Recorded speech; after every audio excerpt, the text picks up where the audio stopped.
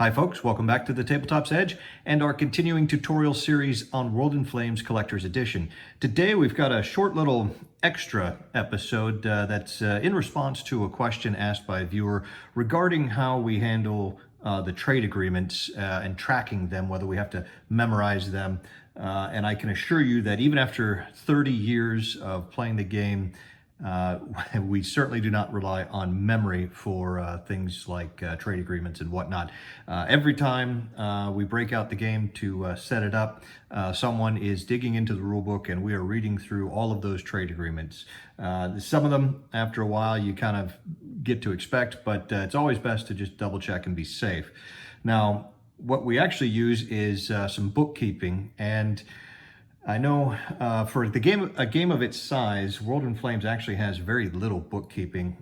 For some players, though, any amount of bookkeeping is too much bookkeeping. But I'm not one of those guys. I don't mind some bookkeeping in a game, especially if it helps keep the board a little cleaner by keeping various markers off of the map. So let's take a look and give you a little look at something that we just kind of throw together, a little quick and dirty tracking that we use. There's two main things that you're going to need in pretty much every game of World in Flames. I know a lot of veterans out there that might be watching this series have their own techniques, and feel free to chime in with your suggestions in the comments, but we'll show you what we've been using that's worked pretty well for us over the years. Now, for every major power in the game, at the start of every game during setup, each player will create a kind of a record sheet, if you will, to track production primarily. And what I've got here is just something I've thrown together. It doesn't have to be real fancy. I have sat down and drawn up Excel files or Word files, something similar. You want to make sure that you're using pencil to track it because the values are going to change throughout the game. But you can see here an example of one for Germany. Now, the important things that I find that I want to keep reference to throughout the game, you'll have an area up here for factories that you control. I've got the total factories on the top line here, but then I break down the number of factories as well as where they are all located. You'll need the same thing for resources that you control. And you'll want to track resources by normal resources and oil resources if you're using the oil optional rules.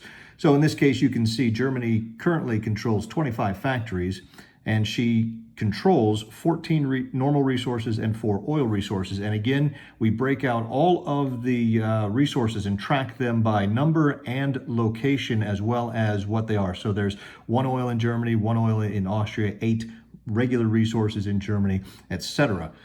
Moving over to the right side here of the card, and this is just a 5x7 index card. You could use a steno pad, or like I said, you could print something out if you want to get real fancy on the computer. But on the right side is where a lot of the trade agreement stuff comes in. There's an area for resources and build points that are being lent by Germany to other major powers, and an area showing that the resources and build points that have been received or that are currently being received by her. And again, we've got the totals here, and then we break them down as to where the resources are coming from or where they are going.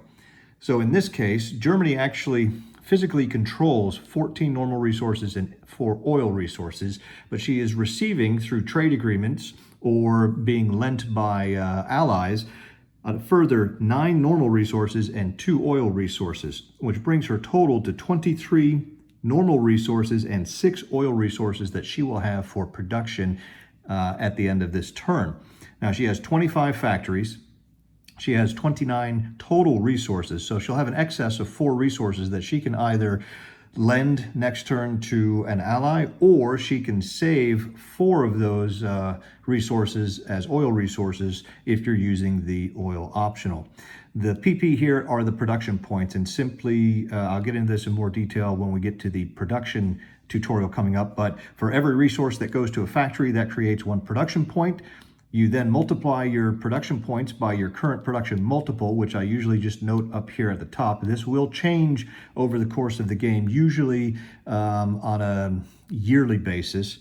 And by multiplying your production points by your production multiple, that will give you the really important number, which are your current build points for this turn. Now, in this case, you can see that Germany, as a result of a trade agreement, she's receiving 5 regular resources and 2 oil resources from the USSR, but in return, she is lending or sending 2 build points to the USSR. So that's why you've got 25 times 0.75 rounds up to 19 build points, but you'll need to subtract the 2 that are lent, giving you 17. So when Germany goes to do her production at the end of this turn, she'll have 17 build points. And these cards are made up for each of the major powers in the game and updated as you gain control of resources, lose control of resources during the lending stage when lending resources are announced, whatever it may be. Take a quick second, update the card here, and then you've got a running total. It'll keep you from having to search the map at the end of every single turn to try and figure out what exactly you control or you don't control. Now let's take a look at the other, what I would consider necessary or required bit of bookkeeping in the game, and that is the build chart. You'll find these build charts directly in the middle of the rule book on pages 48 and 49, right at the center of the fold. You can actually see the staples there. These build charts are designed to be photocopied and used by the players over the course of the game. They really come into play, particularly if you are using the gearing limits optional rule. And I always play with gearing limits. It was a standard rule up until Collector's Edition, when for some reason they decided to make it an optional rule. I think that was a bit of a mistake, because the gearing limits are one of the things that really is a whiff-specific feature that I think makes their production system unique and pretty enjoyable and fun. Really rewards planning. So if you're unfamiliar with the gearing limits option, go ahead and check that out in the rulebook. I don't want to talk about that today. I will cover that in depth when we get to that portion of the tutorial series. But this is where you will record the number of units that you build from turn to turn, which is important. You'll need to track that for your gearing limits each turn of the game as you go on, because with the gearing limits, you're pretty much limited to building only one more of a certain class of unit than you built the turn prior. Now, in addition to these that are provided in the rulebook, and you can see here that in this edition, they've got places to record resources, factories, your production multiple, your build points, owned, lent, received. I find this to be a little bit small for my purposes, because I actually do like to track where the resources and factories are that I control, which makes it easier for me to update the sheet as we go through the game. There are also a number of resources online, and I'll try to put maybe a link or two in the description to the video here, and I'll show you an example of what I've found online.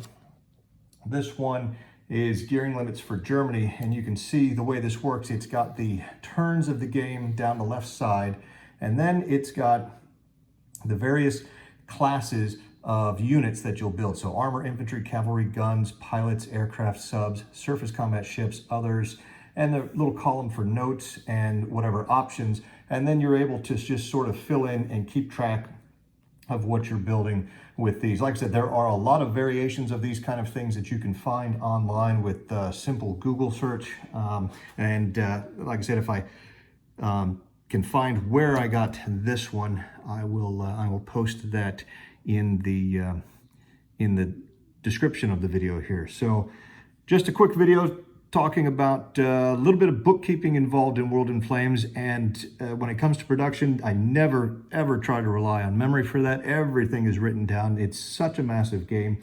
There's enough to keep track of already. So I hope this helps the newer players out there, gives them some ideas or some thoughts. And if you're a veteran who happens to be watching this and you've got some different techniques that you use to track it, let us know in the comments. Thanks for watching today, and we'll see you next time.